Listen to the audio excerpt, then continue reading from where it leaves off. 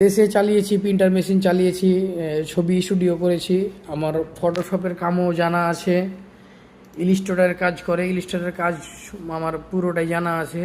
মোটামুটি বেসিক যে কাজগুলো আছে ইলিস্ট্রেটরের সবগুলাই পারি মোটামুটি। আর আরেকটা হলো কি, যে কাজের পাশাপাশি যে আমি ব্লগগুলো করি, চাপাই ব্লগ নামে অনেক, আমি আসার পরও কিন্তু অনেকটি ভিডিও দিয়েছি বিদেশের। আমি আসা থেকে শুরু করে অনেক ভিডিও, এখানে অসংখ্য ভিডিও আছে, কিন্তু আপনাদের সাপোর্ট সেভাবে পাচ্ছি না।